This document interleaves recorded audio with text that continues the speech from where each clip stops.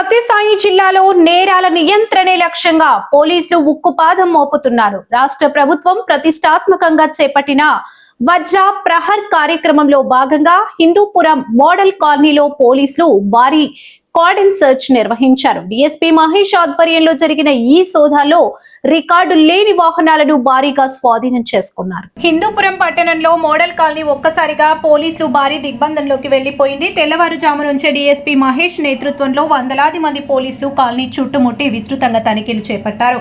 ప్రతి ఇంటిని జల్లెడ పట్టిన పోలీసులు అనుమానితుల వివరాలను సేకరించారు. కాలనీలోకి వచ్చే వెళ్లే వాహనాలను ఆపి వాటి పత్రాలను క్షుణ్ణంగా పరిశీలించారు. వాహనదారులు గుర్తింపు పత్రాలు, రిజిస్ట్రేషన్ వివరాలు కూడా పరిశీలిస్తూ పోలీసులు కట్టుదిట్టమైన తనిఖీలు చేపట్టారు. ఈ తనిఖీలో సరైన పత్రాలు లేని 56 ద్విచక్ర వాహనాలు, 4 ఆటోలు, 1 కారును పోలీసులు స్వాధీనం చేసుకున్నారు. అలాగే పాత నేరస్తులు, అనుమానాస్పద వ్యక్తులు కదలికలపై పోలీసులు ప్రత్యేకంగా ఆరా తీశారు. కాలనీలో ఎలాంటి అసాంఘిక కార్యకలాపాలు జరగకుండా పోలీసులు అప్రమత్తంగా వ్యవహరిస్తున్నారు. మట్కా, గ్యాంబ్లింగ్, దొంగతనం వంటి చట్టవిరుద్ధ కార్యకలాపాలకు పాల్పడితే కఠిన చర్యలు తీసుకుంటామని డీఎస్పీ మహేష్ హెచ్చరించారు. ప్రజలు కూడా పోలీసులకు సహకరించి తమ పరిసరాలలో అనుమానాస్పద వ్యక్తులు కనిపిస్తే వెంటనే సమాచారం ఇవ్వాలని ఆయన సూచించారు. అందరికీ నమస్కారం అండి.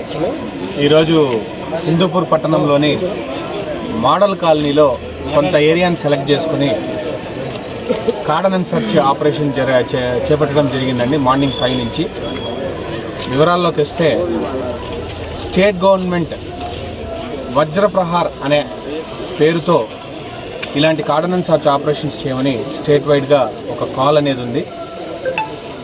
మా డీజీపీ హరీష్ కుమార్ గుప్తా సారు మరియు ఈగల్స్ టీమ్ హెడ్ అయిన ఆకే రవికృష్ణ ఐపీఎస్ గారు మరియు మా ఎస్పీ సతీష్ కుమార్ సార్ పర్యవేక్షణలో ఆధ్వర్యంలో మేము ఈరోజు హిందూపూర్ సబ్ డివిజన్ స్టాఫ్ అంతా కలిసి మోడల్ కాలనీలోని కొంత ఏరియాని సెలెక్ట్ చేసుకుని కార్డన్ అండ్ సెర్చ్ చేపట్టామండి.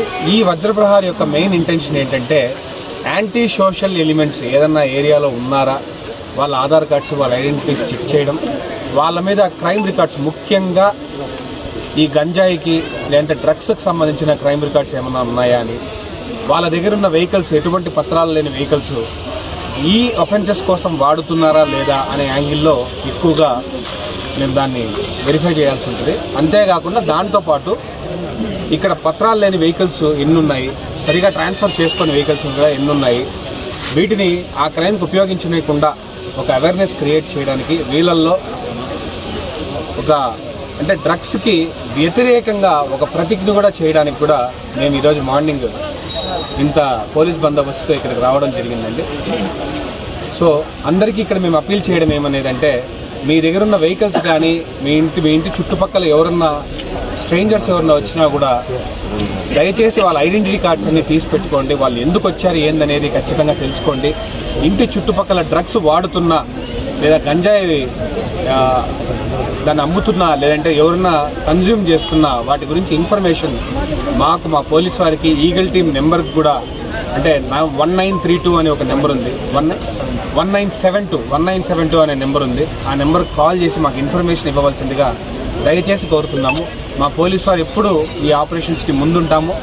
మీరు ఒక్క కాల్ చేస్తే అది 1 or 2 డేస్లో మేము వెరిఫై చేసుకొని వాళ్ళ మీద కన్సర్న్డ్ పర్సన్స్ మీద మేము యాక్షన్ తీసుకొని మీ ఏరియాలో ఒక సేఫ్టీ అండ్ సెక్యూర్డ్ ఎన్విరాన్మెంట్ కోసం ఖచ్చితంగా కృషి చేస్తామని తెలియజేస్తున్నామండి. ప్లస్ ఈరోజు ఈ ఆపరేషన్లో మాకు 55 2 వీలర్స్ దొరికాయి, సరైన ట్రాన్స్ఫర్స్ చేసుకోక, సరైన పత్రాలు లేకుండా, ప్లస్ 4 ఆటోలు, ప్లస్ ఒక కారు కూడా మొత్తం కలిపి 60 వెహికల్స్ మేము ఈరోజు పట్టుకోవడం జరిగిందండి. అది ప్రాపర్గా వెరిఫై చేసి అన్నీ ప్రాపర్గా ఉంటేనే వెహికల్స్ రిటర్న్ చేస్తాం తప్ప ఏమైనా తేడాలుంటే ఖచ్చితంగా మేము సీజ్ చేసి కోర్టులో ప్రొడ్యూస్ చేయడానికి చూస్తాం. Thank you.